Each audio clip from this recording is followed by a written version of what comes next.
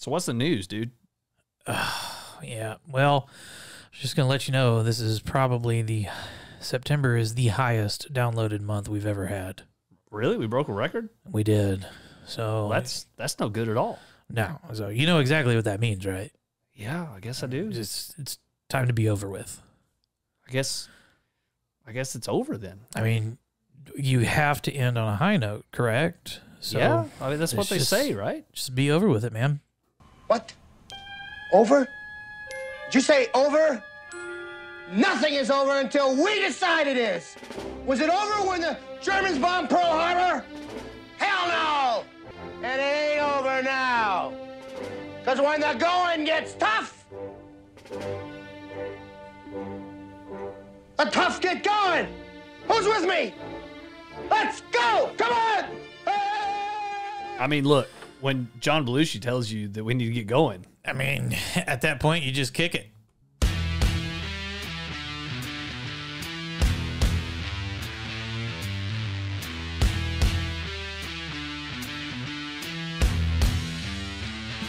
Well, hot blue lavender and pumpkin spice latte, Batman. It's now officially fall, and the leaves, they be dropping, sir.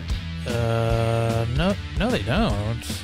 I mean, they're dropping somewhere.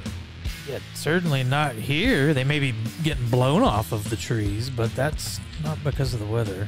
Crap. I'm going to need you to be positive about this because, look, it's a little bit cooler in the doghouse, at least. Now, I'll give you that one. It is substantially cooler in here. It feels great in here. I'm loving it. It's nice. Well, regardless if you are still sweating out there in the throes of summer or if you're relishing in some much-needed cooler weather, happy Thursday and welcome to yet another episode of Fraternize with these guys. I am your humble host, Pastor Pinewood, and across from this beer-drenched card table sits the sweet but thorny Beezy. How many people have ever described you as a bit thorny? I think. I mean, you take off the T. Well, I've been called that a time or two. Yuck, bro. we're just starting the episode. You get I mean, you're like 0 to 60 like quick, man. You're like a Maserati or something. Maseratis are garbage. I'll take a McLaren. I'm a McLaren. What is that?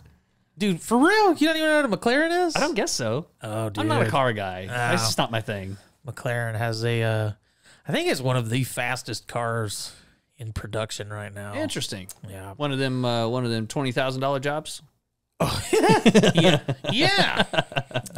That'll pay for like the hood scoop and the engine. Oh, nice. So it's like a $1.8 million car. Wow.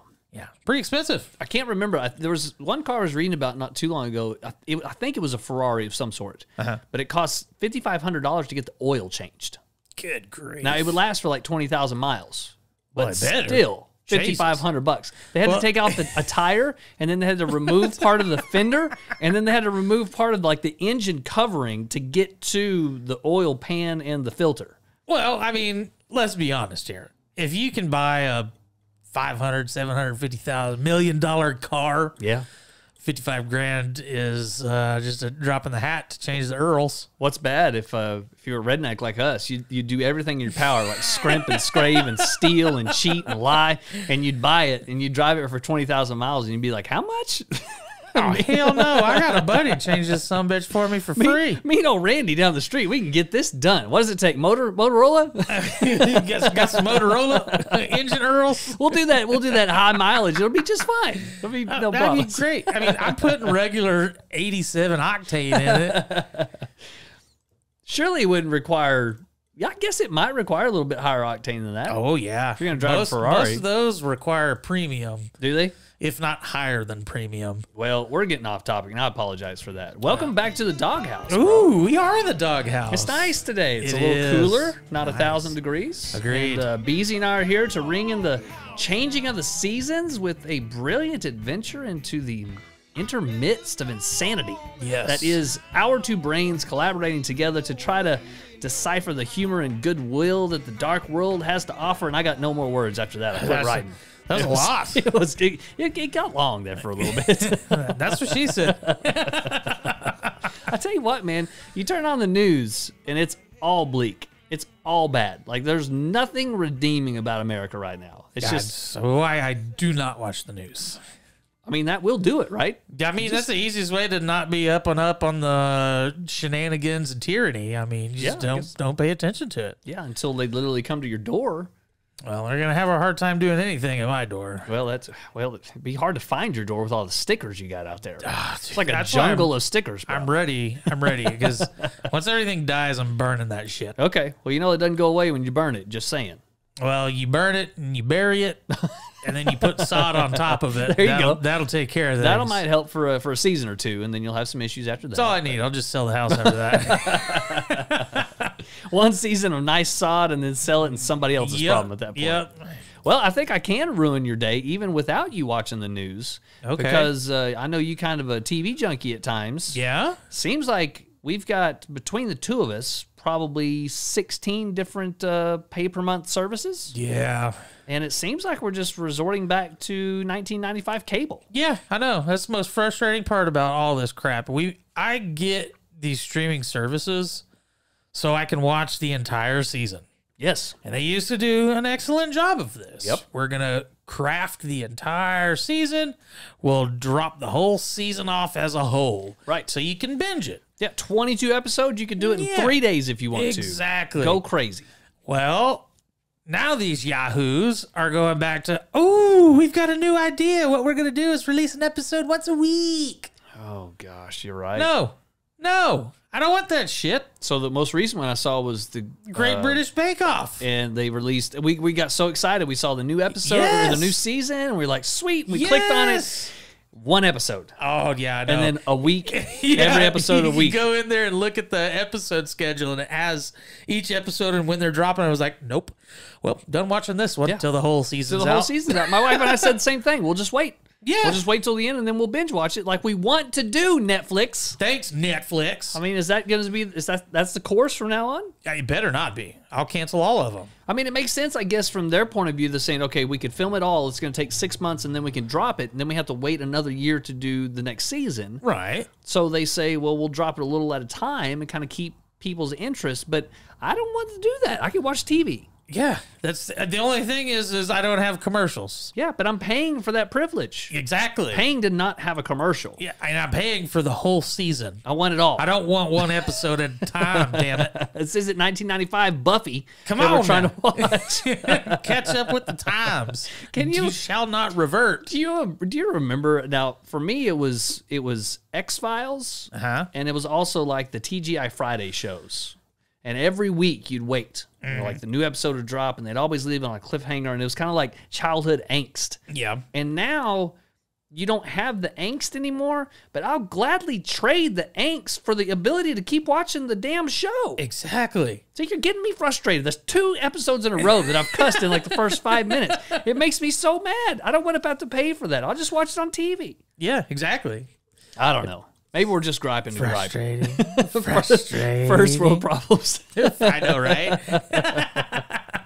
Imagine what we would have done in middle school, maybe even before, but middle school, high school in the 90s watching these shows. They'd have said, if you pay us $10, you can watch the whole season, or you can even just watch this episode, but no commercials. You can watch it straight through. I'd have been like, $50. Sold. Here's my... It pays for itself. Take my money. Yep. You know how many parents would be like, yes, I'm tired of seeing all these toy commercials and getting mountains of lists for Christmas time. Yeah, that's right. Especially starting about now, maybe just after Halloween is when they were hammering toy sales with commercials. That's true. Toys R Us dumped their entire budget. That's why they're bankrupt now.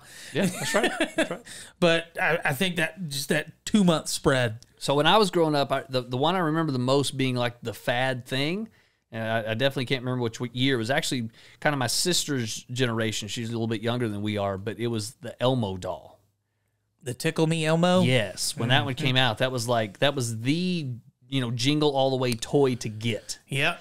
I actually knew kids my age that were excited. They wanted one. Really? I was like, bro, you're 15. You know the alphabet, bro. Yeah, you don't need a Tickle Me Elmo. You don't need that Tickle Me Elmo nonsense. And they're, today worth nothing. Yeah, exactly. They ain't no Beanie Babies. Thank God I held on to that Beanie Baby collection because it's coming in handy. For reals? Nope. Oh, okay. No, I tried to pay off my mortgage with it, but it didn't work. I went to the bank with a trunk full of Beanie Babies. Nobody wanted them. I said, Coincidentally, I probably could have got some pretty sweet cash if I would have kept all my Legos. yeah. Legos are stupid expensive. Man, that is no joke. So we were at the wall the other day. Yes. And just walking around and happened to go into the Lego section. And my God, those things are expensive. They have an entire aisle dedicated strictly to Legos. And this is another thing that they didn't do when we were growing up. They had Legos. You just bought like a big ass tin of Legos. I was just going to say that. We had a bucket full of miscellaneous pieces and parts. Exactly. No script, no story, no nice, neat little instructions. It was like, hey, go build some crap and have a good time. Oh, yeah, exactly. And they still have those. Okay. But they're scattered in between Right. Most layers of it. and layers of Star Wars and Harry Potter Legos and Super Mario Legos, and they just have builds. I was like, I didn't want any of that crap. I just wanted to get some time and build my own house. I just wanted to build a house with a bunch of different colored, Exactly. blocks. That was the whole idea. I don't want another hobby putting stuff together and then having to put it up on the shelf. I want to play with it. And I tell you, because me and the wife, I told my wife this, is like, I'm frustrated. I don't want to be in this aisle anymore. Where's the Connects aisle? I want to play with. I bet you Connects doesn't have this stupid crap. I don't know, man. They probably migrated too. They didn't even have any. They didn't have any? No. You know what else I can't find hardly at all? We're getting way off into the weeds. And I apologize to everybody for that, but it's our podcast. I don't care. Yeah. I miss going into Walmart, or excuse me, Wall, and they haven't bought a sponsorship spot, so we can't say their name. We sent them a letter, but we haven't heard anything in return. Still nothing. Anyway, we used to go into that dreaded store, and you could go in the back with all the fabrics and the craft products, and you could buy the little model airplanes and cars. Yeah, and buddy. You could get high when you got home, gluing them together. I liked that. I was not good at it, mainly because I got high most of the way through. But I liked it. But now you can't even do that. Yeah, you got to go to the Hobby Lobby for that one. And the heck, if I'm going to go in that store, no, not willingly. If there's coercion involved, you might find me in there. But other than that, I'm staying out. That place is the devil. Yes, it is, especially around this time of year. Yes, lots of estrogen going around through that particular store. It's balmy in there. It is. Because it's not just estrogen; it's like heated estrogen. Yeah, it's like women in heat for the holidays. It's really bizarre, and it smells weird. It always smells weird. It smells in Hobby like Lobby. you get wafts of all sorts of random shit. Like you'll get hit with like 15 different candle scents all at the same time. Yeah. And then you're like, oh God, what the hell? Other side. Move. So then you go to the other side, and then you get all the scented floral crap. Yeah, that's right. And then it just smells like a stagnant granny fart with all the potpourris and such. The potpourris. And then you get into the fake flowers, and it just smells like styrofoam and balls. It's the weirdest place. And you think I'm kidding with the females in heat. Nope. But as soon as your woman crosses the threshold into the store, her whole persona changes. Yep. Everything about her is different. She's on heightened alert. Yep. She's ready to go. She's ready to pounce and to score. Yeah. And literally pheromones are thick in there. It is Black Friday every day. I'm never going in that place if I can help it. Yeah. Absolutely not. I tried not to. I drop her off at the door. That's right. I drive around the parking lot. Just shoot me a text when you're done. I'll come pick you up. I'm going to stay out here with this whip and this chair, and you stay in there until you're ready to get them out. All right. Well, on that delightful note, and that we've lost half of our audience. Or have we? I think we have, probably. Let's jump into a little libations.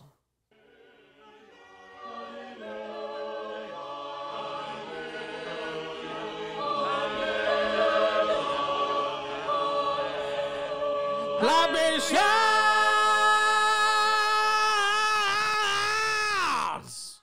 Well, speaking of fall and being festive and pumpkin everything, we have a pumpkin beer. We do. I'm excited for this one. Beezy, I'm going to turn it over to you. Why don't you introduce us to the beer and tell us what it's all about? All right. So we actually touched on this earlier in the week with our very first live vidya. Oh yeah, that's right. That was kind of a flop. Yeah, it was fun. A little stale, but fun. We'll do those again in the future. Yeah, so I enjoyed it. If you haven't been to the Cult of the Live Shippers page, it's a private Facebook group. Get over there. That's where we're going to drop these. But we mentioned what we're doing is the Seasons of Spice. Nice. Or something like that. I don't know. It felt good. So what we're doing up until the last week of October is we're going to do pumpkin beers or spiced beers, any kind of Oktoberfest style beers. Right.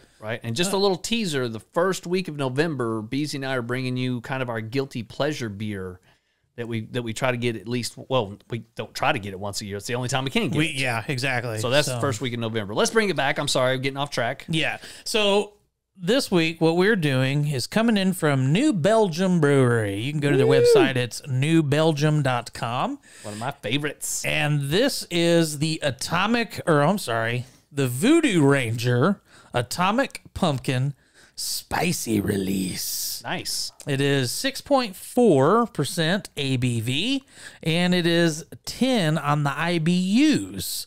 So I'm excited. I like the numbers there. Okay. Not going to be entirely too bitter.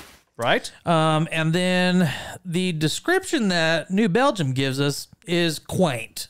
Okay, not much to it. Not much at all. That's disappointing. So it says the Pumpkin Ale Voodoo Ranger Atomic Pumpkin is a pumpkin ale featuring cinnamon and habanero chili peppers for just the right amount of heat. Some chilies. What was that one? The hatch.com. We'll see if this one actually has So we've had two, you remember, that have been very disappointing. We had that one, and we also had the mango chili. Yeah, and neither one of them had any spice, at least not much. Yep. So that's correct. I like New Belgium a lot. I'm hoping that they deliver. Well, let's get pop into the top and see what it's like, brother. All right, let's go. Your leftist ass like corn on the cob. I'm ready. I will eat your ass. I will eat your leftist ass like corn on the cob. Thanks, son. That's pretty good. Oh, wow.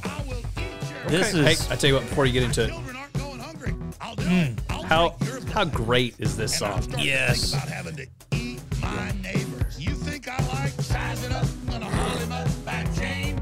Chop his ass up, size it up. It's my favorite part. Chop. I will eat your ass. Oh, Alex Jones. I can't help it, man. It's too good. Oh, okay. Back to the beer. We'll leave old Alex Jones alone for a bit. He might make another appearance at some point in the episode. He could. So on the nose, Woo, son. On the nose, it has a little bit. You can almost get a little bit of a cinnamony, pumpkiny smell. I think it's very faint. Yep, but you can tell it's fallish. Yep. Some sort of festive fall type beer. On the nose, I would say it's going to be a spiced ale of some sort, or an Oktoberfest. You might be able to say that right out of the gate because it on the nose is definitely there. But as soon as you drink some, holy cow, man! Yeah, it is not. They have found the perfect balance. I agree. And that habanero sits right in the back of your throat, and it's like, yeah, baby, I'm still here. I'm still here. It is delightful. It is amazing. That is delightful. I'm not a huge pumpkin beer guy. I do like some of the darker porters and the stouts that are pumpkin inspired and have kind of that deep, rich fall flavor. But man, the ales have never been my thing. But this is amazing. Yeah, this very, is very good. This is a really tasty beverage, and it delivers on the flavor. Absolutely. I like how it says pumpkin, cinnamon, and chilies, and we get all of those pumpkin, things. cinnamon, and chilies. Yep. And it's not 11%, so it's not going to knock you on your butt, and it's also not 4.2%, and it doesn't taste like anything but water. Oh yeah, exactly. It's a good beer, and it's really light. I was expecting a little bit darker color. Yeah. I don't know. I guess man. being that it's an ale, I mean it's almost got a little bit of an amber looking color to it, right? Which I guess is to be expected when you're doing a pumpkin beer. Right. So, well, New Belgium has a lot of beers. They have a kind of a serious line, what I consider a serious line. It's marketed a little bit different than some of their other ones, but like the Trapel, the 1554, Fat Tire. Yep. That's kind of their flagship lines. And then also they have this The Voodoo Ranger. The Voodoo Ranger, and that's mostly IPAs. Right. So they have some hazies. They got an Imperial. They got the regular Voodoo, and it always features this little skull dude, the skeleton guy. Yep. So he's on this one. I was expecting it to be way too bitter for you. Yeah. Well, it showed 10, which is it's way down there. definitely acceptable for me. Right. I think their Imperial Ale is like around 60. Good grief. So it's super bitter. And this is a great beer. I'm very impressed with it. I don't know if I'd want this in the heat of summer. No, it's definitely a fall winter type beer. This is a great beer to sit around a campfire. Oh yeah, when it's 30 degrees outside. Yep, this is perfect for that. Heck yeah, no food with it either. No food, just a nice beer. Yeah, just a great beer, sipping and sitting around the campfire, brother. I like this one. Now, I will say, I might be giving it too much credit in the ranking because something has finally delivered with the chilies. Something's finally delivered with the spicy, and I'm so excited about that. It lingers. Yeah, it does. Like it's still minutes after you drink. It's so good. I'm very impressed. I'm going to give this a 93. Oh, I'm going way high. I love the beer, and I'd have its babies if I could. It's a good beer. Really digging it. Well, you have enough of them. Well, that's true. It could turn around to where you make a baby. Oh, nice. So, I mean, it just depends. I don't know. So you're saying vast quantities of consumption could lead to that particular Very well thing. could. Very well could. All right. Man, I'm right there with you, and surprisingly, I'm going to go a smidge higher. I'm giving this guy a 94. Dang, son. I never would have guessed a new Belgian brewed beer would get that high of a rating from me. Yeah, and not only that, but I fail to see there being another beer in this this series we run that ranks anywhere close to this. I agree. This is probably the crowning victor for the season of spice. 2 weeks in or 3 weeks in, we already got a winner. Yeah, I mean, it would definitely be hard to overcome for sure. Yeah, I mean, it's a solid beer. Definitely got to get out there and pick you up a sixer. And it's not terribly priced. It's $9.99. Yep. So go get you some. Yes. All right. Well, let's get out of libations and get into a little 4 questions. But before we do that,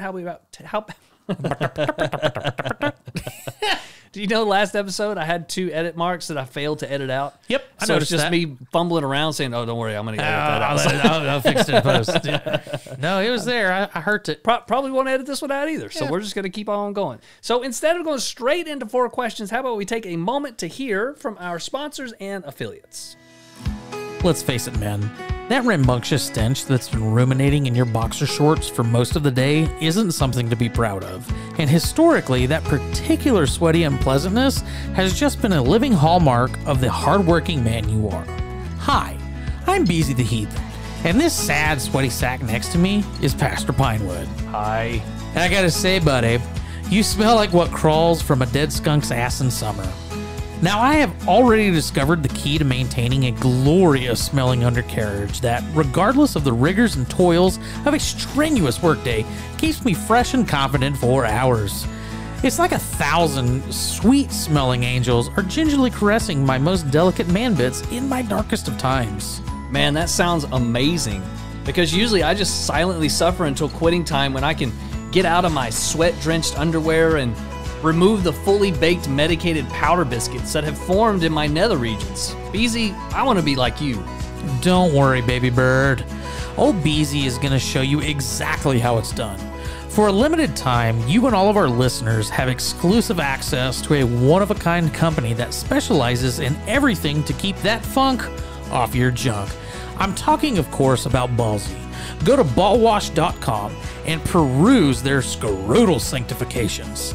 There's the Ball Wash Body Wash for your pits and where you sits. The Ball Guard Liquid Powder to keep those ball biscuits that you struggle with from ever baking. And my personal favorite, the Nut Rub, which keeps your family jewels looking and smelling regal. With all these products and more, there's nothing standing in the way of you smelling, looking, and feeling absolutely amazing south of your equator. head to ballwash.com and use promo code FWTG15 at checkout. You'll get 15% off your purchase. Hurry out and get it handled today. In Pinewood, trust me on this, your colleagues will thank you, your wife will thank you, and maybe most important of all, you will be forever thanked by your manly spunk bunkers. Beezy, you're absolutely right. Ballsy is amazing. I'm so glad you turned me on to them and their products. Hey, just wait until I tell you about the shampoo and deodorant so we can tackle that hot mess you got going up on the top half. Now visit ballwash.com today and save.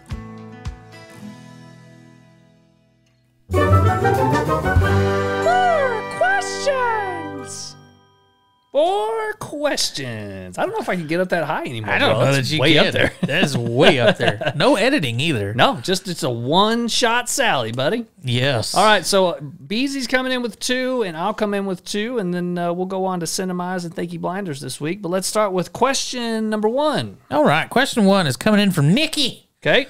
And Nikki says, can I sue my landlord for evicting me because I withheld the rent due to inhabitant living conditions? Okay. I don't know if autocorrect corrected her or she just whiffed on the word. Pretty sure autocorrect didn't have anything to do with that. I've been known to blame a mistake or two on autocorrect, and I don't think this is one of those. Yeah, I'm with you on that one. So, or I think this is one of those. Definitely blaming. It was an actual mistake. Is a user error. Right. So let's give her the benefit of the doubt. Okay. And let's say that the word in question is inhabitable or uninhabitable. Is that right? Yes. So she's suing her landlord, or she's evicting. Wait. She's evicting her landlord? No. The landlord has evicted her because she quit paying rent. Okay, that makes sense. She quit paying rent because it was inhospitable living conditions. Okay, but the beginning of her question, is it not, can I evict my... No. She's asking, can I sue my landlord? Oh, okay. Because the landlord evicted her. Gotcha. Well, yeah. I mean, sure. Why not? You're more welcome to do anything you want. I'm not sure you're going to win. Yeah. But that being said, I know some pretty crappy landlords. Yeah. Who probably have failed their lease agreements as far as keeping things up, making sure the house is running well. You got water and heat and air and blah, blah, blah. Yep. And I really have no sympathy for those guys. Yeah. And I mean, if you want to go this route and ensure your optimal chances at winning this case, you have to have a paper trail that's a mile long. That's true. Because when it comes down to it, he said, she said, yep, he's probably going to win. Yeah, and at the end of the day, because you owed him, pay him yeah, money. You know, that's the thing. Your fiduciary agreement is the most important part of that contract. Yes. And the rest of it supports that part of the contract. But, man, you better have a good, solid case. Yeah. And I think you would have to prove neglect on his part or on the landlord's part. And that's going to require, like you said, text messages or emails. If you have conversations over the phone, that's not going to do you much good. Nope. You're going to need to have a pretty substantial paper trail in order to prove your case. Exactly. It's going to depend a lot on, too, what the inhabitant living conditions are, too. Absolutely. Like, if she doesn't have water, I mean, that's fairly simple to pull up. Yeah, that's a good point. If it's my shower leaks, right, and I'm not gonna pay because my shower leaks, right, then that's, I mean, you're a shitty resident. Well, you're definitely got to take into consideration super serious offenses, super serial, and taking also people just being nitpicky and don't want to pay the rent. Oh yeah, there's definitely that. So you get people that will go over their lease agreement with a fine-tooth comb just to find that one iota of, oops, they screwed up right here. Right. And then they'll twist it. And if they get a good lawyer, then, I mean, that's on them. Yeah, and I don't know. I rent to a guy, and I own that house, and we just pulled a standard agreement off the internet. Yeah. And both of us went over it. It's pretty fail-safe, you know, or fail-proof. whatever. There's not a lot of wiggle room there. Right. Here's what I agree to. Here's what he agrees to. And I'm pretty good to my renter. He's pretty good to me. Yeah. I feel like if there's an issue, we'll hash it out. Sure. And so usually whenever it comes down to this particular instance, this kind of occasion, you have one or both parties that are just shitheads. Yeah. And then it devolves from there. Yeah. And you begin to see that real quick, I think. Oh, yeah. I think and more context would definitely help. Yep. But let's just say it was a major issue. Okay, Here's the huge hole in the roof. Okay, I was going to say that's probably a bigger issue, but I was going to say no air conditioning in a Texas summer. Oh, well, yeah, that's probably bigger than the hole in the roof because that's going to let some air in. Yeah, that's true. It's a deal breaker, right? Sure. But what if it's not in the lease agreement that he has to fix? Maintenance is... Yeah, who knows what the circumstance is. Yeah, that could be one of those fine prints where if he is that big of a shyster, right, he could have a clause in there that anything that happens to the house has to be covered by the resident. Right.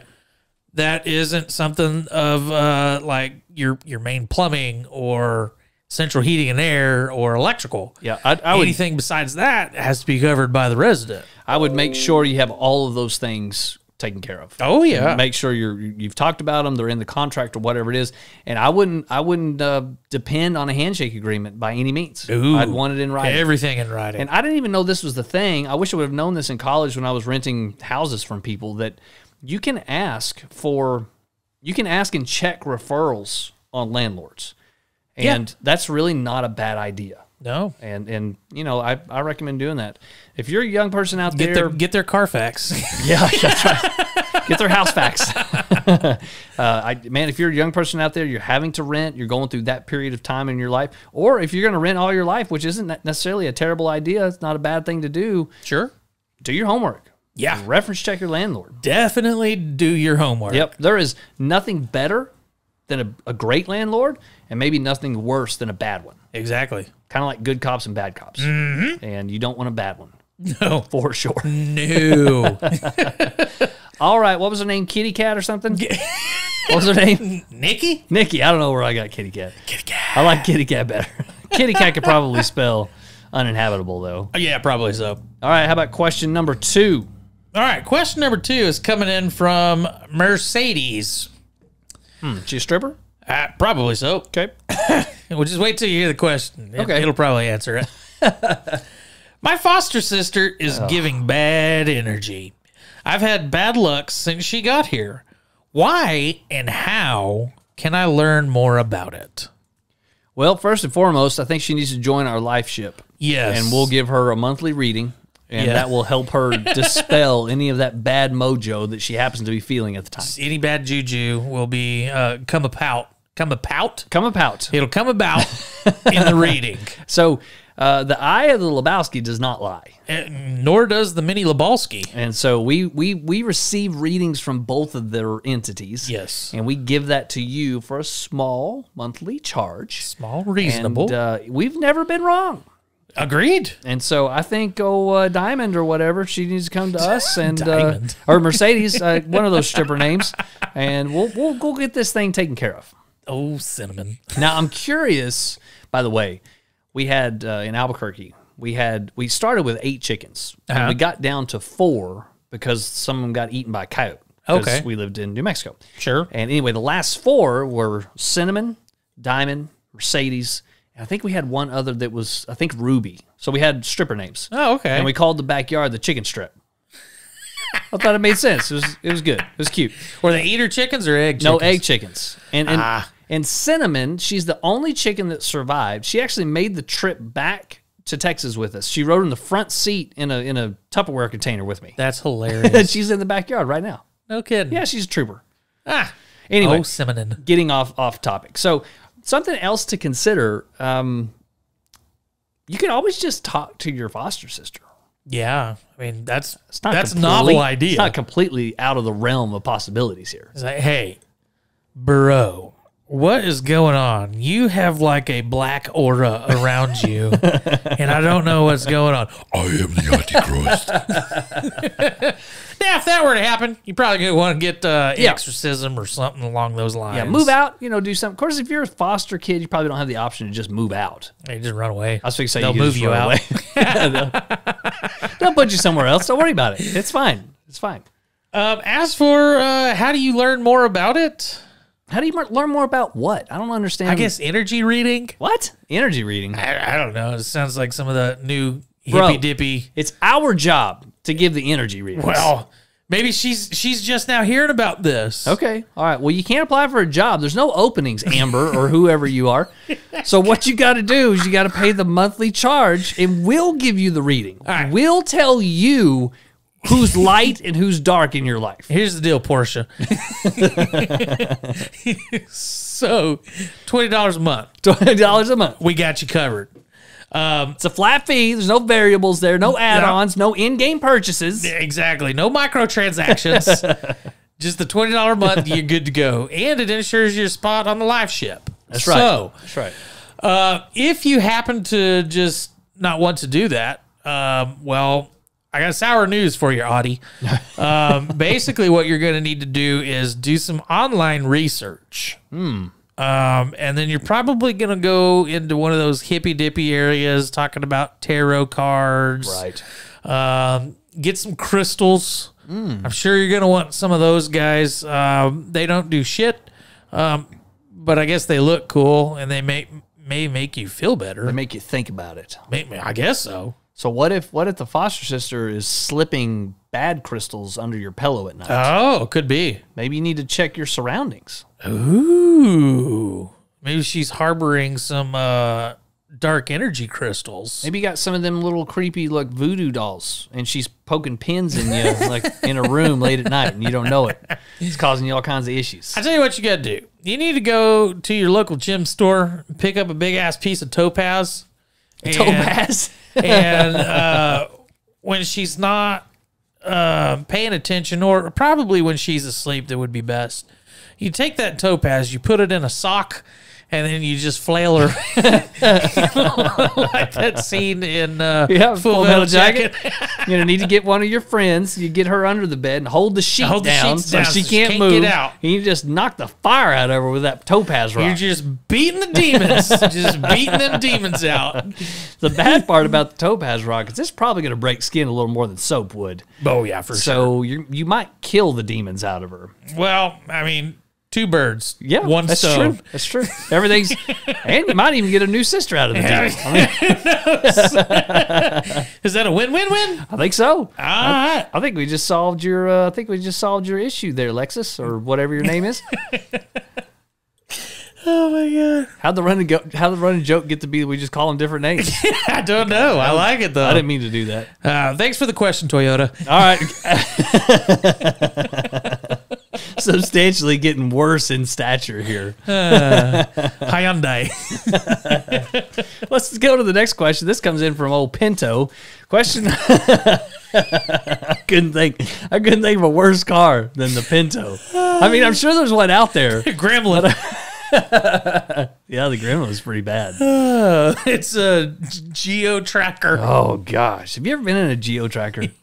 Like, yes. What person thought this will be a good idea, and then somebody financed it? We know somebody. That Oh, did that's that right. We totally did. Yeah. Yikes. Luckily, she probably doesn't listen. So I'm hoping not. And if she does, she'll probably be offended on several levels. Mainly because we're talking shit on energy levels. Yeah, I was just going to say that.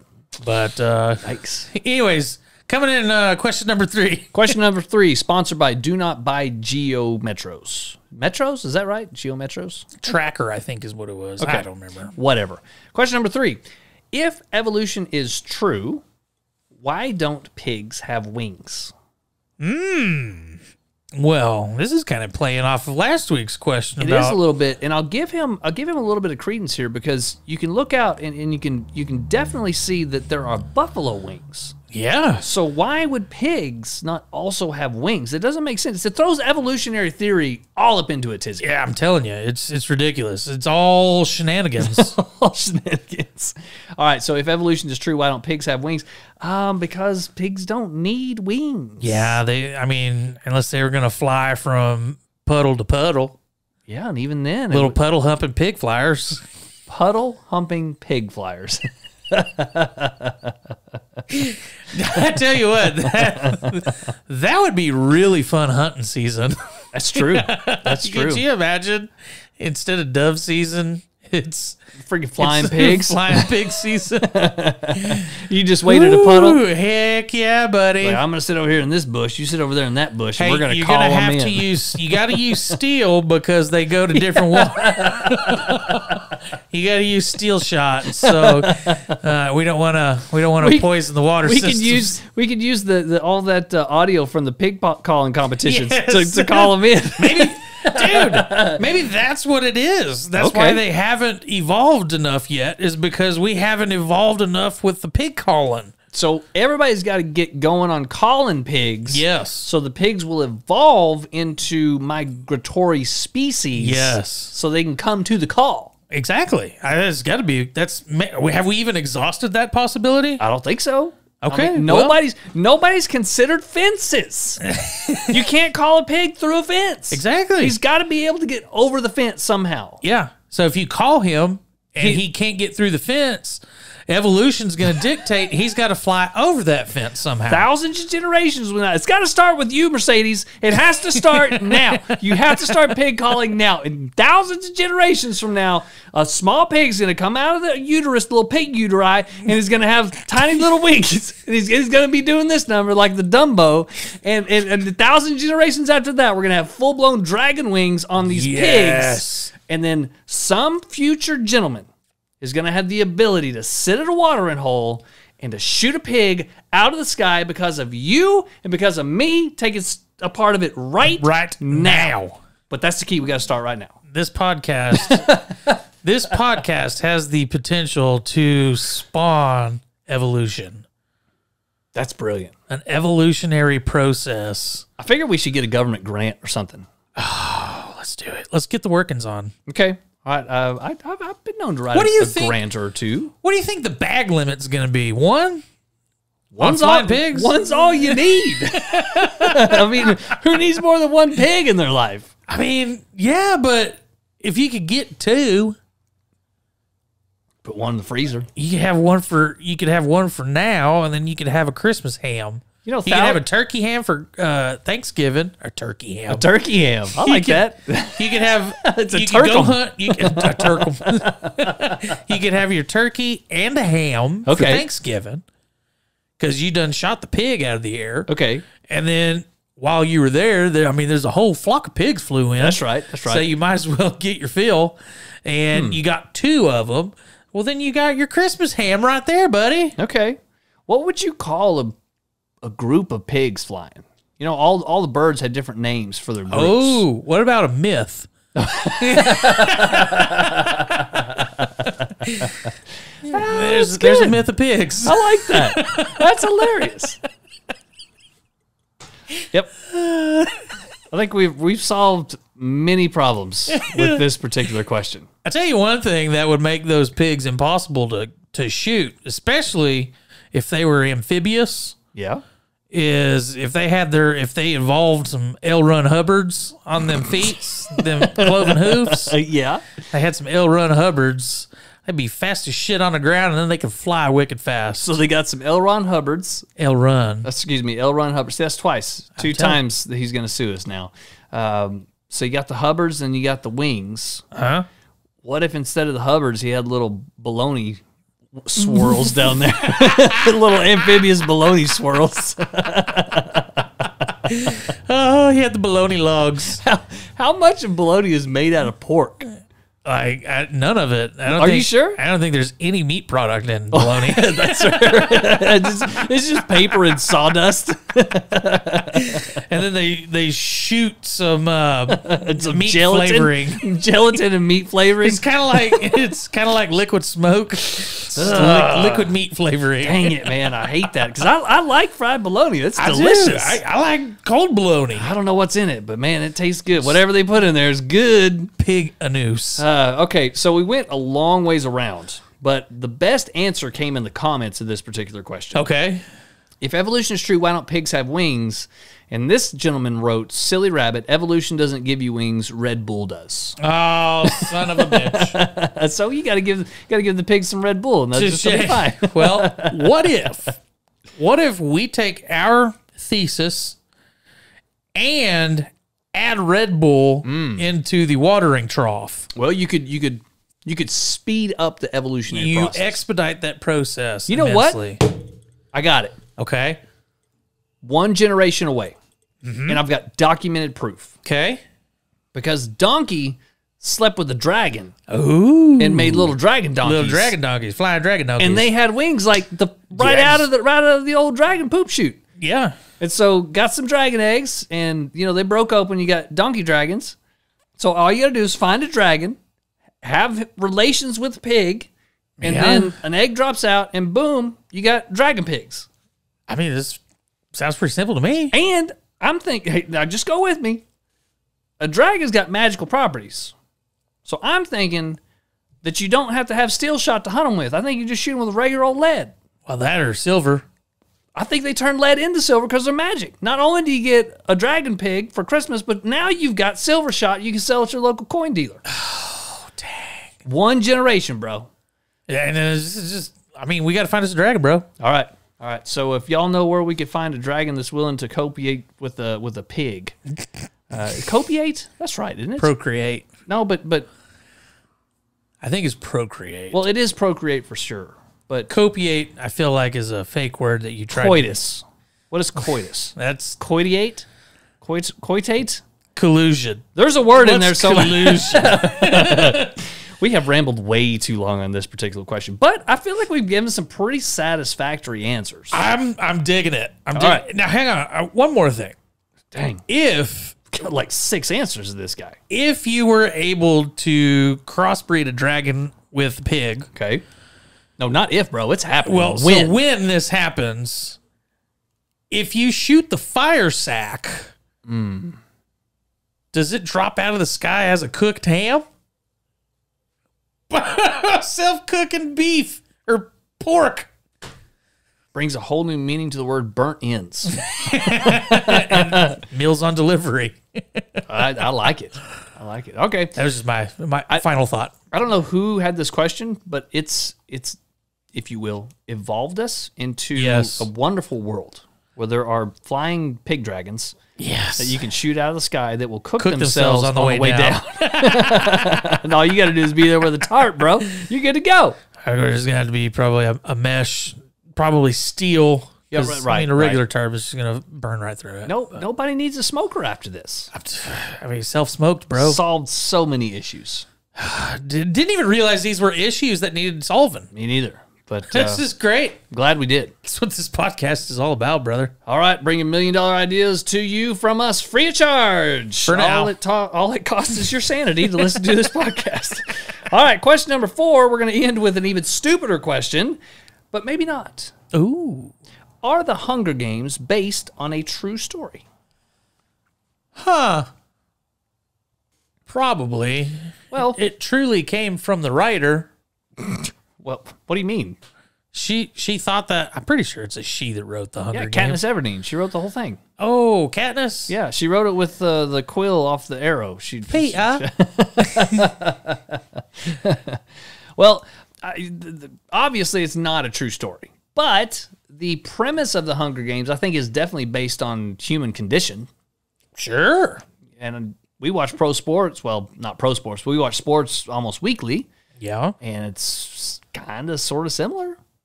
I mean, there's not a lot of death. No, I mean, 70s football was a lot different than it is today. Well, that's true. That's true. There's a lot more blood. Yep. Kind of miss those days a little bit. I do too. Not that I was around for them in the 70s, but, the thought of it. I mean, could have been fun. Yeah, it could have been a lot of fun. You definitely don't have the Tom Brady's coming out of the 70s. No, Because those quarterbacks, they got lit all the time. There was zero protection. Tom Brady's back there surrounded by freaking, like, Goliaths. Freaking Goliaths of a wall, and they got to get through that. I was going to go the other direction. I was going to say he's surrounded by mattresses. It's like they can't touch them. I mean, yeah, that too. So I don't know. All right, so I think it's based on human conditioning, which is, or the human condition. We like to exploit people for our pleasure and our benefit. Sure. And you had the uppers, you had the upper class folks, and you had the peons. And the peons worked and sacrificed themselves for the upper echelon. Right. And you see it in politics today. You see it in sports today, all kinds of stuff. It's the same principle. Right. And just a few thousand years ago, we had gladiators and the arena. And we'd throw them down there with freaking lions and pig dragons and be like, fight to the death. Maybe the pig dragon did exist. It's just been slaughtered into extinction. They killed them out. Or just they harvested them for that supplely, crisp, cooked bacon on the way down. Yeah, a pig dragon would have a lot more cracklins to offer. Not only do you have the ears, but you got both wings. Yeah. Ooh. That you could deep fry and make cracklins. How did we get back to question number 3? We're past question number 3. But it's the greatest tricky question ever. It's such a good question. It's drawing us back in. Okay. Past the pig dragons. Okay, so but that is a pretty good idea. Hunger Games. Speaking of Hunger Games, now I'm hungry. So for cracklins. I got some pork rinds. Unfortunately, it's not from a pig dragon. Well, shoot. I can't think of another society. I know that they existed, but I can't think of one off the top of my head where they actually had to sacrifice somebody from the tribe to appease their god or appease their neighboring tribe or whatever it was. But I know that stuff happened. Aztecs did that. I think they just killed all their own. They didn't care. Well, still. But yeah, the point is... And they had games. Well, yeah, that's true. They kicked around severed heads. Yeah, through that little hoop. Yeah. With their hip on the side. Yeah, that must have been uncomfortable. I would imagine so. Could you imagine if you just hip checked it just right and that dead skull just bit down on you? You got bit by a dead head? Dead head. You mean somebody who really likes the Grateful Dead? No, I don't mean that at all. Not at all. Quite the opposite, actually.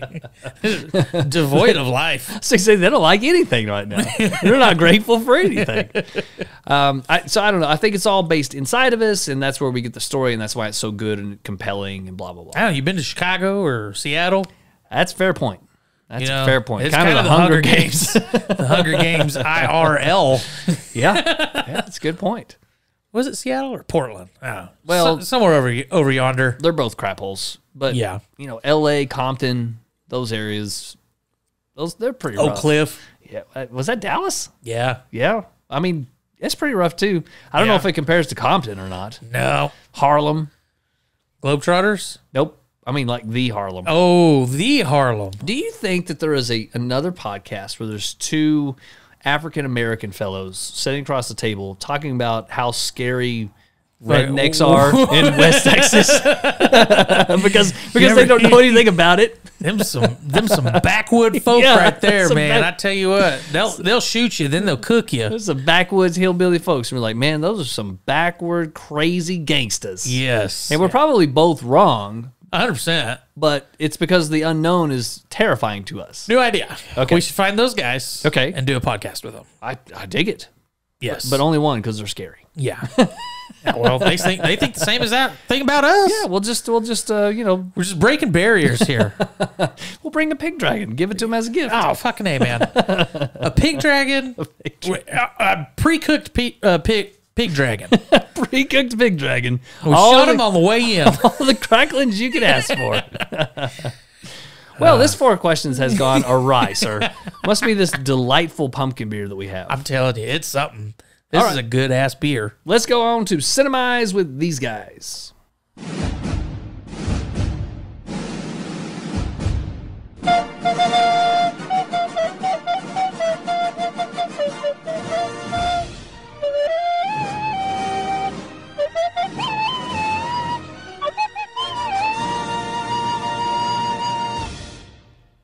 Cinemize this week is brought to you by Beezy because it's the absolute dumbest, best Cinemize that I think we've had the entire time. Yes. It's a ridiculous question. It's ridiculously good. Well, it's something. So, is the Hunger Games based on a true story? Okay. What was funny is my rule for Cinemize was no more pig dragons. Like, no more. We're done. And then you're like, okay, I'll just bring back number 4 then. I'll just skip around, and we got a backdoor workaround. All right. What is Cinemize this week? How should the Lion King have ended? Ooh. Dang, that's good. So it ended with Simba becoming the king, right? Yep. Simba He gets out on the king. rock. He's defeated Scar. After a bunch of cocaine and a shootout. That's right. He said hello to his little friend and killed them all. And then the hyenas ran away, right? Yes. Okay. Yes. So that's how it ended. And then how would we want it to end? Is that the question? How should it have ended? Okay, I'll argue first and foremost that it should never have began. Mufasa should have eaten Simba at the very beginning to protect his pride from the other bloodlines coming in. Oh. Mufasa reigns supreme. He eats his son, kills his brother, because the brother shouldn't even be there anyway. That doesn't make any sense. No, he's a lone lion. And then the pride goes on like it has for millennia. That's how it goes. Mufasa dies a natural lion's death, which is he starves to death out in the Serengeti like a good leader. Like a king. That's how Trump's going to die. He's going to go off on his own out into the pasture somewhere, and he's just going to starve, because that's what a leader does. Oh, my God. Oh, so does the movie just follow Mufasa and then his inner workings in life, and then him going off into the pastures and dying? It follows him until the day that he loses a battle. He's going to battle another male lion. He's going to lose. And then he's going to go off, and that's the end of the movie. What about Lion King 2? What happens is Mufasa loses, and then he goes and joins Scar, and then they have a 2-man lion team, and then they take over the new pride that he got kicked out of, and then they rule with an iron fist. Okay. All right. So they're like communist lions. Yes. We will take your pride, yeah. Okay, all right. Okay, I got another one. Okay. Same scenario. All right. Mufasa goes and joins Scar. Okay, because he's been removed as leader from the pride. And then because he lost a battle. Okay. So there's a new king in emergence. Gotcha. It's definitely not Simba, because Simba got chewed up. Okay. So we got 2 lions on their own, lone wolf in it. Okay. Lone lion in it. Right. Good catch. They rename themselves the Ghost and the Darkness, and they make a film with Val Kilmer. Val Kilmer and Michael Douglas. Yes. Now, maybe that was the movie. If any one of you writes in, sends us a message, anything about it being a male and a female lion, I'll stab you in the neck. I do not care. We're talking about the end of The Lion King as we see it, and as the way I see it, they're 2 males that have been kicked out of the pride. They're mad, and they're taking it out on the black man. Yep. And so also Val Kilmer and 2 hunters that were brought in to murder those lions. Yes. Okay. I'm very confident with that answer. I thoroughly enjoy that answer. If I would have went to see The Lion King, and in the first 10 minutes, it resorted to playing The Ghost in the Darkness, I would have been thrilled to death. Like, it would have made me happy inside. You know, that is a great mashup. It really is. It's like our second or third $1 million idea this episode. Yep. Catching up for previous episodes, I guess. Yeah, somebody needs to do that. I mean, we've been pumping them out, bro. This episode's chock full of them. Yep. I mean, so here's my idea on how Lion King should have ended. Okay, we've already got three great golden ones. Okay. So here's the creme de la creme. Okay. Better than The Ghost in the Darkness? Well, I had a solid playthrough on how that was going to end up. Interesting. Okay. And then I liked yours so good that I'm going to adapt it. All right. And interesting. Basically, we're taking your theory where Mufasa leaves, joins Scar and Mufasa are murdering folk. Nice. In African villages. Okay.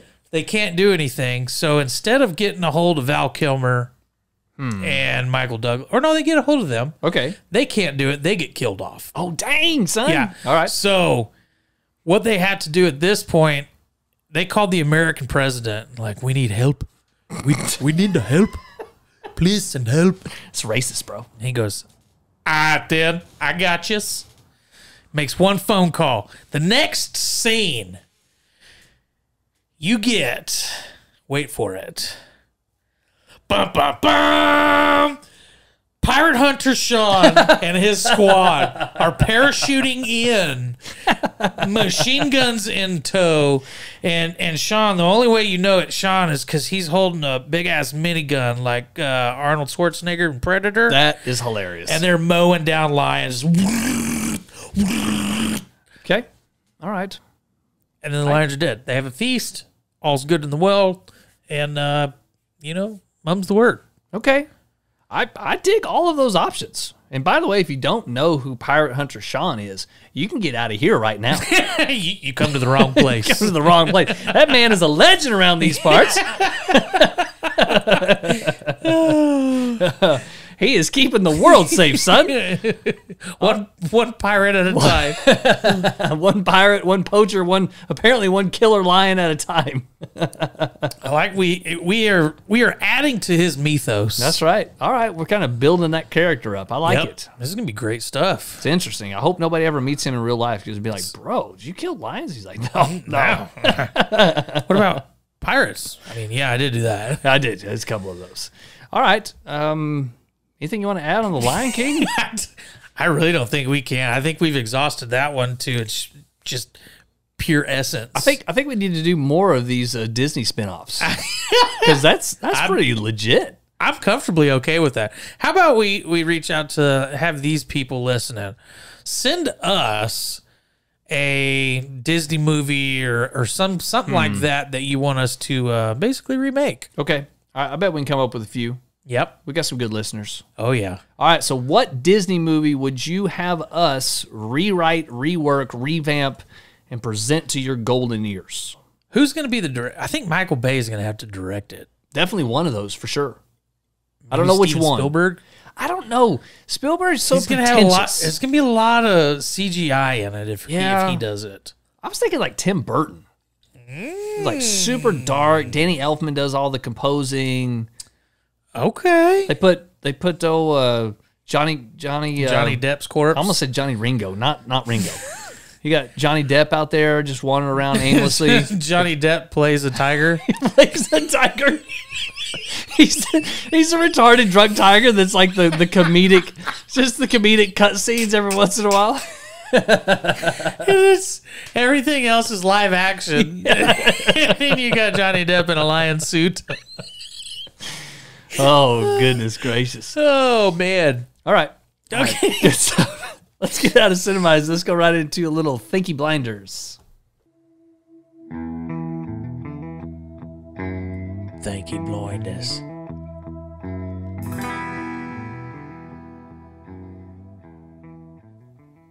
I don't know how either one of us can think after the dribble that we've just embarked in over the past 20 minutes. I think the only thing that made that better is if a giant PigDragon flew in. This episode is devolving fairly quickly, but I'm not saying we can't redeem it. I'm just saying it's not probable. Pretty good, though. This is probably my favorite episode. Oh, man. Okay, well, thank you, Blinders. As if you don't know, 4 questions we kind of banter about. And by the way, when we bantered about it before, it didn't even come close to where we actually came up. Thank you, Blinders is just that. It's blind. Beezy has a question for me. I've got a question for him. We don't know what it is. And sometimes it's serious, sometimes it's funny, and it always is ridiculous by the end of the night. Yes. So, I don't know if it'll get as ridiculous as Johnny Depp as a retarded tiger. But in a tiger suit. But we could probably get close. So I will let you go first if you want. No, I say we let you go first. That seems like the very gentlemanly thing to do. I'm a gentleman and a scholar, sir. All right, you're one of those. You're neither of those things. Your question. Now this is going to require a little bit of thought. And well, that's handy, being that we're in the Thinky Blinders, right? It's going to bring you back down to kind of a more serious timbre. What is worse in your day-to-day relationships with people? Is it apathy or stupidity? So do you find that it is stupid people or people who literally don't care that aggravate you the most? Stupid people. Without question. Without question. Okay, can you give me an example? We've touched on it many a time, just drivers in general. Okay, so stupid drivers. What about apathetic drivers? Drivers that don't care about anything or anybody around them? I'm okay with them. Most of the time, they're going at least the speed limit, if not more. Oh, okay. All right. So they're not bugging me. If there's somebody, because I handle my speed limit proper. So... You mean 15 miles over the speed limit is proper? No, that is incorrect. I go 9 to 10% over posted. Okay. So if I'm hovering, if it's a 65, I'm going 68 miles an hour. And if somebody rides my ass, then sure, I mean, I'll scounch over for them. Okay. That's probably just an apathetic driver right there. I see what you're saying. But a stupid driver. A stupid driver, he's coming up my ass way too fast. That really didn't come off the tongue right. Yeah, a little bit. Yep. Agreed. He's coming up way too fast. You know what we needed right there? You know what we needed right there? A cut shot to Johnny Depp in a tiger costume. Alleviate the tension. Yes. So, I mean, drivers in general frustrate me more than anything else in the world. What about in your relationships with people, like your boss and your coworkers, your spouse? Is it... Don't call your spouse stupid because she'll shank you tonight. Oh, yeah. As soon as you get in the house. I plead fifth. Yeah, her ears are red right now because she knows you're thinking about it. Yeah, I know. I need the tiger suit. Johnny Depp probably wouldn't hurt anything either. Yeah, well, that's true. I don't know. So I'm kind of on the other side. Apathy for me drives me bananas. Really? People who just don't care or they have no interest. And, you know, I don't like that attitude. I'd rather have stupid people, I think, because I can mold stupid people.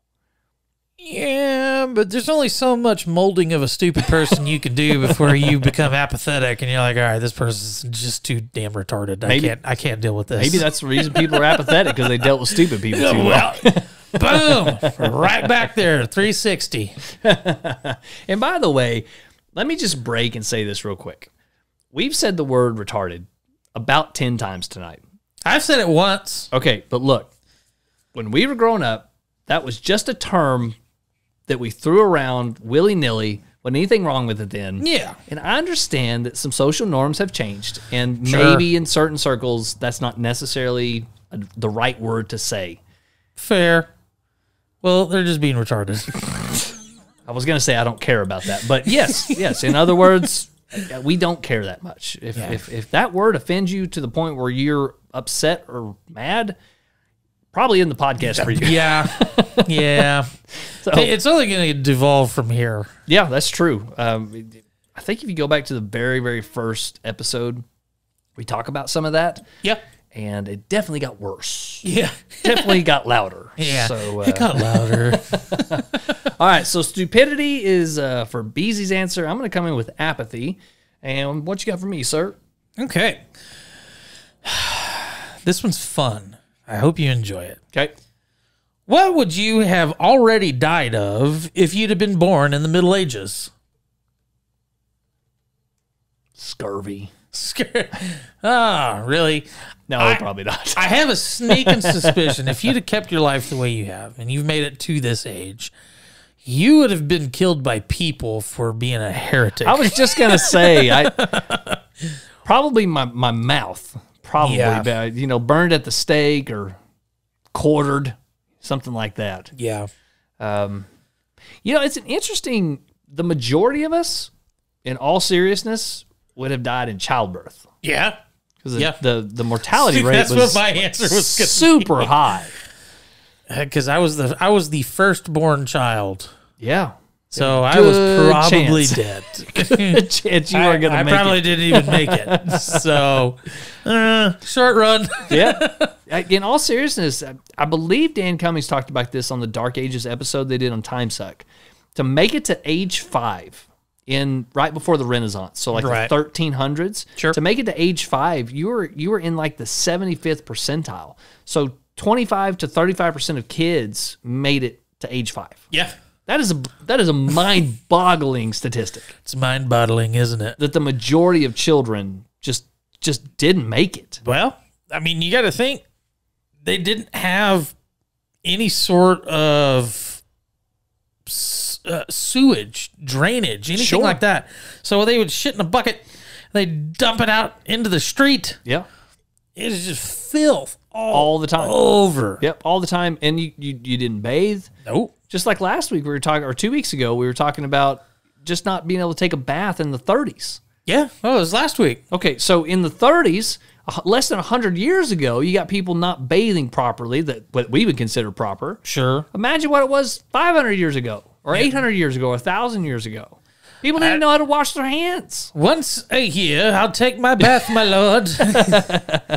And it's not a coincidence that most children were born at a certain time of the year. Yeah. Because they'd get it on after they bathed, and they usually bathe like once a year. Once a year. So you have a heavy influx, and it's usually right before winter. Yeah, there you go. Or during winter when they're trying to keep warm.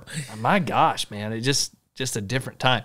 I don't know. I do like the heretic thing. That would probably make sense if I made it to adulthood. Sure. But you're raised in that circumstance, and you're probably going to be a worker. You're going to be a worker bee, and you just toil.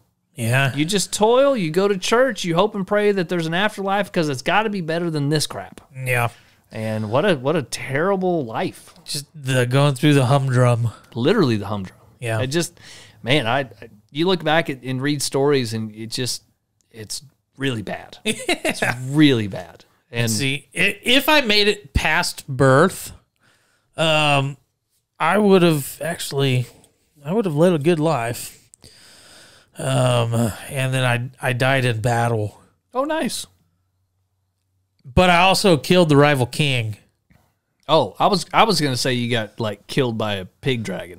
Well, the PigDragon swarmed out and fireballed you. Some bench archers just casting arrows, just doing volleys of arrows like it's nothing. Well, some stupid ass fucking PigDragon flies in, catches an arrow, ignites, cooking, blah, hits me in the head. Wow. Game over. Dang, that's a pretty dramatic way to die. I mean, they had a feast. Nice. They ate you and the PigDragon? Yeah, I mean, it was already cooked. Might as well. Anybody who says anything about living in the good old days or wanting to go back to the good old days, I immediately dismiss that opinion. Yes. And we've talked about this multiple times because it is ridiculous for people to even have that connotation. Because where we're at right now, we can only get better. It's not going to devolve anymore. I mean, well, certain aspects of society might, but well, sure, but I mean, technology. Just take technology for instance. In 10 years, where we've gone in just technological advancements, right? We have a phone in our pocket. Every person that's listening to this podcast is probably listening to it on their phone. Yep, little idiot box they carry around with them. Yeah, with an amazing power. Yeah, you know how much porn you can get in your hand? I was going a totally different direction with that, sir. But think about if you're presented with a problem. Let's say you got something going on in your house. Sure. You're presented with an issue. What's the first thing you do? Check my phone. Well, I'm going to go to YouTube. It's the first thing I'm going to do. Okay, this is how I changed out an air conditioner hose or whatever it is. Go I already to know YouTube. how to do all that. Okay, I know how to repair an entire house from ground up. Okay, well, let me give you something that you struggle with. How to please your wife. Okay, so you're going to just type that in YouTube. Porn. I see what you did there. I was thinking like washing the dishes, being kind, saying thank you. Okay. That. Supportive words, yeah. that sort of thing. But YouTube wasn't around in 2004. No. So, I think it was developed in 06? No, I think it was originally conceived in 04, maybe 03, 04 because of the nip slip. Oh, yes, at the Super Bowl. Yeah. They were trying to find it. They couldn't find that clip online. So they're like, we need some place where we can find it. upload this crap. Okay, all right. So What a great day that was, by the way. I know, right? We were together when we saw that. I can't remember now, maybe. Anyway, regardless, the point is less than 2 decades ago, you didn't have YouTube, and now YouTube is this powerhouse of information. Yes. What are we going to have 50 years from now? What kind of medical advances are we going to have 50 years from now or 10 years from now, the way things are going? It's incredible. Probably a COVID vaccine. One that doesn't make you grow a third arm or something. I mean, maybe what we need to do is test these COVID vaccinations on pigs to get our pig dragons. So we get dragon. I think We get the pig. right. Give both of them COVIDs. Give them the COVID vaccinations. I think that literally That's how we get pig just dragons. exponentially increases the evolution process. Okay, so we went from literally thousands of, not years, thousands of generations Yeah. starting with pig calling. We nixed that because it take too long. Too long. We ain't got time for that. Then we're just gonna hybridize pigs and dragons. That's probably gonna take too long. Too many variables. Yep. Now we're just gonna jab them with the vaccine and then hope for the best. Could be fun. Could be fun. And they'll be able to travel on planes because they'll be fully vaccinated. Exactly. Exactly. They can get anywhere in the world. All right, let's get out of Thank You Blinders. Are we doing Pastor and the Heathen this week? I don't know. Do you want to? Yeah, I think we got a pretty good one lined up, and it's a user submit, yeah? It is. All right, let's get a little Pastor and the Heathen.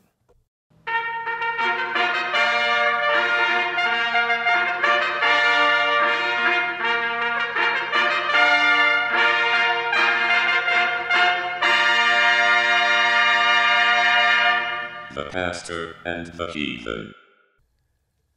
I know that intro's long, bro, but I really like it. I do like it. I'm gonna change it. I'm gonna make it better. So but for now, that's what I got. We have the user submit question for this one is actually somebody who's working on That's new right. music for us. That's right. So maybe. Okay, well, hurry up on that because people are getting tired of the trumpets. Yes. I'm not. I love the trumpets. I mean, I play the trumpet. yeah, So we could listen to an hour of trumpets. Yeah, but, agreed. Everyone else would probably shoot themselves. sure. So, Pastor and the Heathen. Yes. This is usually some sort of serious-ish type question that we approach from two different perspectives, a religious perspective and also a worldly perspective, or you could say a pastor and a heathen. Oh, interesting. Hence the name. Beezy, why don't you lay it out for us? All right, so this is actually coming from Brady. He texted me and said he actually texted me last week for our question, Right? and followed up this week saying, "So I've been getting into Star Wars or Star Trek again lately, just with my new piqued interest in space exploration, and I had a very scary thought doing some research." Do you know how I know he's gay? So his question for Pastor and the Heathen: what if the human race is the most advanced life forms, and why we haven't found and why we haven't been found by anyone is because we're the someone? Well, that is interesting. That sucks. I truly hope that's not the case. So you're saying if the universe is reliant upon humanity, it's doomed? Yeah, basically. So the question really boils down, and I think we could probably approach it like this: is the universe housing more species? That could be maybe one question. Is there any kind of intelligent being? And number two, are they more intelligent than we are? Well, and then to tie it back to the pastor and the heathen, Right. does life outside of our planet nullify the existence of the Bible's God? That's good. Well, let's tackle the first question-ish and come back to that one. Okay. So we've always heard, we've been taught, we've been given entertainment with the idea that the life outside of Earth would be much more advanced. Sure. That something would come into our orbit and could demolish us with the press of a button. Pig dragons. Giant pig dragons. Space pig dragons. The space lizards and the pig dragons have gotten together. They've created a new race outside of the race we've created. Yep. And now we got space pig dragons. Wow. Our lore is getting deeper. But anyway, so the point is we've created this ethos that there is something out there that is better than us. Sure. More advanced, blah, blah, blah. Yep. One of the reasons I think that we've come to that conclusion is not because of evidence, because there is no evidence outside of some conspiracy stuff and maybe sort of some eyebrow-raising stuff, and we could get there at another point, another time. There's no hard evidence, right? Right. But we see the vast expansiveness of the universe, of space. And I think our minds say to us, if There we're, has to be something. if we're that small, got to be something else. Sure. Like it can't just be us. And that's an interesting way to justify super intelligent life somewhere out there. Yeah. And coincidentally, it all sounds very religious I know, right? when you start talking like that. It's almost like they should just go ahead and pay $20 and get on a life ship. You'll be safe. You'll be safe from the space pig dragons if you'll just pay your $20 and get on a life ship. I do find it fascinating when talking about space because you're supposing a whole bunch of stuff. You're playing numbers, you're playing odds, you're playing how small we are versus how big it is, and it sounds very ethereal when you start talking like that. Well, it's if you just look at numbers, That's what I'm saying. Yeah. the numbers alone are enough to make you go, "What the?" Yep. I mean, billions and trillions of galaxies. Not to, and I'm just throwing out words. I don't even know how to quantitate that. Yeah. And then on top of that, your galaxy is made up of millions of planets or whatever it is. Well, and they say that it's not a infinite space. It is finite. Right. Because they say that it's something like 185 Who knows? trillion light years wide. Yeah. Can you imagine trying to, and also it's expanding. Yeah. Not only is it that large, it's expanding all the time. Can you imagine having to wrap your head around a light year? Yeah. It's mean, fascinating. Holy cow. That's bananas. Yeah. You can drive across the United States in like 5 days or 4 days, something like that. We're talking about the speed of light traveling for a full year. Yes. And that's at one distance measure. Yeah. That boggles the mind. It takes light. I think it's 4 seconds or 4 minutes Okay. to get from planet Earth to the moon and back. Interesting. Probably 4 seconds. Probably so. Okay, so let's boil it down to that first question. Do you believe that there is a higher form of life outside of the Earth? Yes. Okay. I feel numbers. Yeah. The numbers dictate Okay. there has to. Great. So you're playing the odds game. Playing the odds. Me too. That's a logical approach, right? Sure. You got all this stuff. There's bound to be in the roll of the dice something somewhere. Now bring it back to the question you ended with. Does life outside of our planet nullify the existence of the Bible's God? Okay, so Christian God or Allah or a biblical God, Torah, Jewish God, whatever, a God. Joseph Smith. How dare you, sir? I got golden platelets. Okay, so in my opinion, absolutely it does not negate that if God can create the earth and humans, why can he not? And it says that he creates the universe. It says that clearly. So he's created everything. Why can he not have created us and some other planet, some other life? Why wouldn't he talk about it? Why does he have to? There's plenty of things he doesn't talk about. I feel that's a little unfair. Well, For somebody that's going to be like Moses, he talked to God on a couple occasions. just once, directly. Well, directly and then indirectly through a bush. Well, that was the time. The burning bush is the time he faced God face to face. That's why he comes back down and he's got like white hair. He's all old then. And by the way, I do like the fact that when Moses approaches God, God's like, hey, take your sandals off, bro. Whoa, you're bro. standing on holy ground. God literally sends an angel and Moses is like, can I see God? And he's like, if you take your sandals off. It's like, is God Japanese? What are we doing? Are we having a meal? Do I got to sit down at this table to eat, or what's going on here? That's hilarious. But all through Scripture, they talk about the wonderment of the stars. They talk about the expanse of the universe that we can see and how amazing it is and in depth and mysterious and blah, blah, blah. So they talk about it, but just because it's not mentioned specifically doesn't necessarily negate the fact of God or prove him wrong. Now, could it have been the fact that since the universe is ever expanding, could it be that God was like, oh, shit. Didn't plan on that happening, but we'll ride with it. They're a million light years away. They'll never even see these guys. That's funny. Or he made us first, right? And he's like, man, I did not see that serpent coming at all. And then he just goes to the next world, into the next world, into the next one. So basically, God has his own multiverses. That's right. That's right. Have you seen Supernatural? That's what God's doing in that whole series. He's off goofing around on some other creation. So maybe that's what it is the multiverse theory is really just a different it's just subsect God making different worlds. Of God's worlds that he's creating. And he's like, well, that one worked. I'm going to take cows off the menu because they eat that. So this planet, no cows. 0 cows, sir. 0 women because they have to eat the fruit on the tree. And I don't know. I'll let it rain a little bit. So if that's the case, they're just asexual vegetarians on this planet. Yeah, it could be. Wow, that sounds terrible. Well, that's why he created more. Okay. Because he was like, yeah, this planet sucks. This one doesn't work at all. They're just one guy. They're making clothing out of weed. I put it there for them to smoke.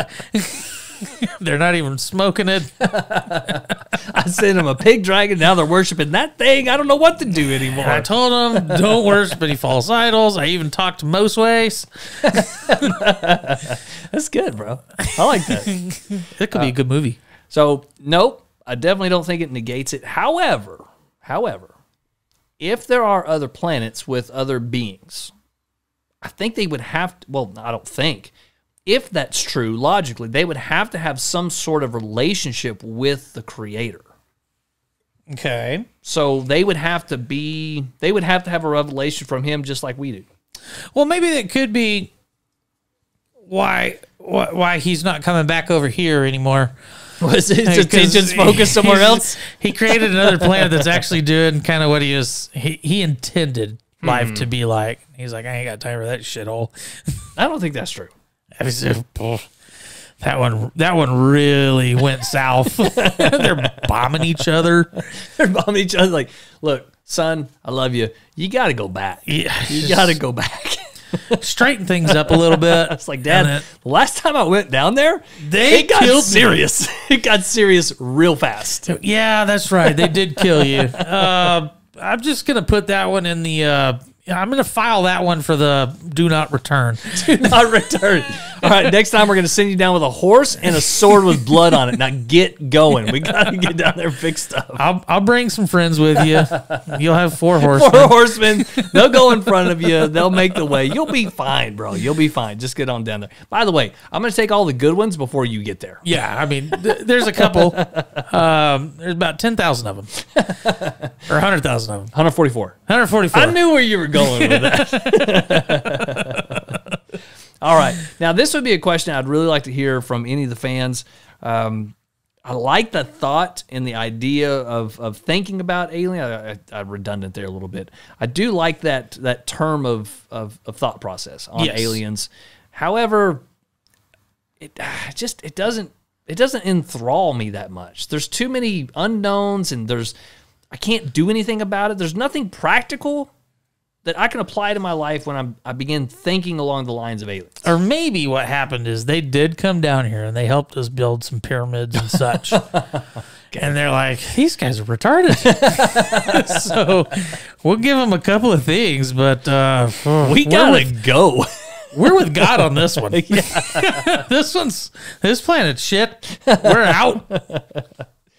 Seacrest out. Seacrest out. That's gonna be really, really disappointing for like the conspiracy guys. Right. I mean, if the space aliens thought we were so bad off that they're never gonna come back and there's no space lizards or anything like that, we're just floating out here alone and nobody wants us.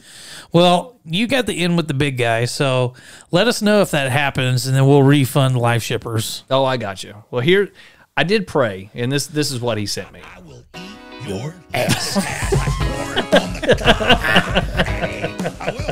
I will eat. All right, man. This episode has really gone down the toilet a little bit.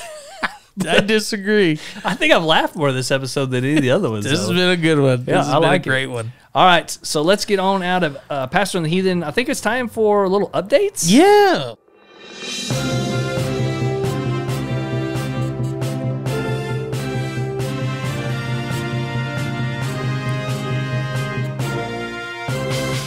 I got some news updates for you today. Man, on point every time. I'm telling you. We got to get a button so you don't have to do that every time. I don't know. I kind of enjoy doing it. Yeah, it's not bad. Well, updates this week are pretty skimp. Yeah. We don't have a lot of call-ins or emails, and when I say we don't have a lot, we don't have any. Yeah, we don't have any. So the one update we do have is we actually kind of touched about it in the pre-intro about September being our highest downloaded month. yes, and man, we can't thank y'all enough for that. Yeah, So, we're special. moving on up. Yes, we are, and you know one of the ways y'all have helped a whole bunch is inviting people to become members of the Cult of the Life Ship on Life Shippers on Facebook. Yeah. So if you got some friends that are cool, don't invite your loser friends. Yeah. Don't invite those people Only for who cool kids. don't have a sense of humor, Karens and Todd Toms. You can't have those guys. But if you do have some friends that you think would like our brand of humor and also answers to some very good questions like what happens when you cross a pig with a dragon. Exactly. If you got those type friends, then invite them over. They'll have to answer a couple questions. I think they're super easy just to make sure we don't get any trolls, and that helps us a whole bunch. It does.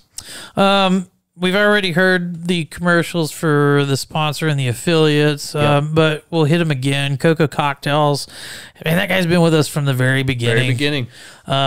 Awesome product. Definitely got to get out there and go get some of that stuff if you haven't already. And let's go ahead and deal with an issue with Cocoa Cocktails. I think they had some shipping problems like the last couple of weeks even. I think it's been for a little over a month now. Dang. So FedEx or somebody giving them a hard time, shipping alcohol, blah, blah, blah. Yep. And we believe that they are...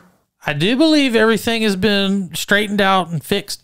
Everything's on the up and up now. All right. So we should be good to go on that front. So you can go over there, use the promo codes, get your discounts and such. Yep. And get you some of that good booze. It's tasty stuff. It is. It's quite tasty. It is. And then, of course, the other affiliate we've done the commercial for is Ballsy. Ballsy has probably the greatest product is that nut rub. It's pretty good. I don't know how I've gone my life without having that. Yep. Because it is so phenomenal. Get over there, go to ballwash.com. You can enter promo code FWTG15. You get 15% off. And then, of course, we also have Manly Man Meat Company. They make some awesome meat bouquets. It's like a bouquet of beef jerkies. Nice. It is pretty tasty. I've had their stuff. It's amazing. And then Bottle Keeper. They have this legit koozie that fits a bottle. So if you got a built-in bottle opener, I have one. It's great. Mossy oak camo. And I love that thing. All right. And then, of course, we wanted guys to get you over to Patreon. Go to www.patreon.com/FWTG podcast. That's how you're going to get access to some wicked discounts and the Hidden Revival. That is the episode that comes out the last Wednesday of each month for now. And that one is, if you get the top two tiers, it's the Hidden Brethren tier and then the Life Shippers tier. That's right. And we will only be growing the content that is available over there. Yes, it's something we correct. haven't spent a lot of time with, and we apologize for that. But the Hidden Revival is worth it, in my opinion, just by itself. And then we're going to grow that content, especially after the new year. Yes. So yeah, we talked about that a little bit, which will tie into the next plug of the Cult of the Life Shippers page. Yep.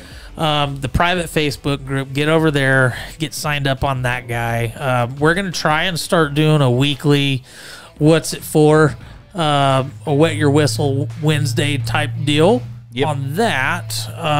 And then we'll keep you updated. Great. So other than that, last but not least, Nice. I can't believe I hadn't done that one on this one. Well, let's go last but not least, we got the OGs and the newbies. Those of you that have been here from the get-go, we appreciate it. We love you. Thanks for always sending us content. That's right. The people that have been there about midway, we're glad you're still with us. And the people that are just kicking it up today, thanks for joining us. We hope you stick around. Send us some questions. All right. If you want to send us questions, you can email them to us at theseguysquestions@gmail.com, or you can go to the website, fwtgpodcast.com, and in the bottom right-hand corner is a red circle with a microphone. Click on that. Send us a voice message. Do it. All the cool kids are doing it. We'll play you. Yes. All right. And then last but not least, the wives. This one really is last but not least. This one legit is. All right. Last but not least, the wives for allowing us to continue doing this podcast. We love you guys. We're going to end and finalize episode 43 with a little ponder this. Ponder this. You gotta love the irony of a generation raised on making prank phone calls, only to be terrorized by daily robocalls now. Man, isn't that the freaking truth? Daily. Legit daily. Every single call I get, I block. Yep. I block everyone, and I still get them. I still, to this day. Daily basis. Yep. Hate it. Gotta love it. All right. Well, this has been episode 43 for Fraternize with these guys. I'm Beezy the Heathen. I'm Pastor Pinewood. And we will see you next Thursday at 3 p.m. Same bat time, same bat channel. Thanks.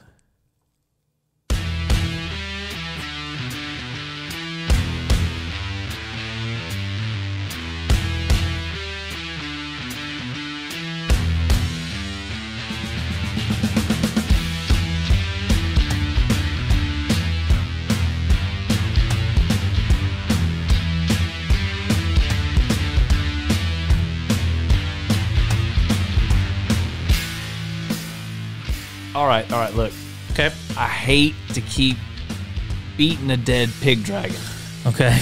but the PigDragon. Yes. What if we gave them all L. Ron Hubbards? And so they were like a triple threat. I'm telling you. They They're had fast as fuck, boy. You gotta quit watching so much TikTok, bro. I tell you, they be haul ass on the ground. Yeah, because they got the L. Ron Hubbards. Yeah. They would be able to fly like crazy because they're dragons. Yeah. Theoretically, they'd be able to breathe fire. I mean, they got a fire sack. That's what you got to shoot to ignite them. And then they could also swim because they got the little amphibious wheel things like the duck. No, I think they just need the L. Ron Hubbards. L. Ron Hubbards. They can run underwater. All right. I think we need to get them up as a sponsor. I think so, too. All right. I'm going to send them an email. Do it. I'm going to start it with a picture of a PigDragon. Well, let's create one first. All right. Let's have our own chimera. Win, win, win. Yep. I like it.